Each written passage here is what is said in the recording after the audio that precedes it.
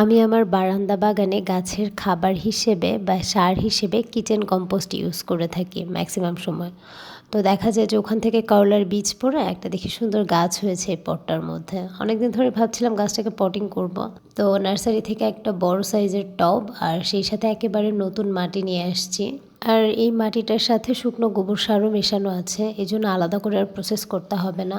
তো এখন আমি যেটা করব, গাছটাকে একটু সাবধানভাবে আগে উঠিয়ে নিব, কারণ সবজির গাছের শিকড়গুলো খুবই নরম প্রকৃতির হয়ে থাকে, বেশি টানাটানি করলে দেখা যাবে ছিঁড়ে যাবে, তখন আর গাছটা হয়তো ভালো থাকবে না।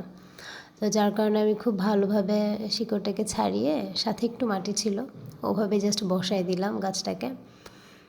সুন্দর সেট হয়ে গেছে দেখেন। এখন একটু মাটিটা ঝুরঝুরে করে নিচ্ছি আর এটার জন্য একটা সাপোর্ট দিয়ে দিব, যেহেতু আজকে গাছটাকে ওঠানো হয়েছে, গাছটা একটু স্ট্রেসে চলে যাবে, যার জন্য একটু সাপোর্ট দিয়ে দিচ্ছি ছোটো সাইজের একটা।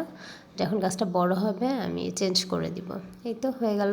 এখন বেশ কিছুটা পানি দিয়ে দিব গাছে।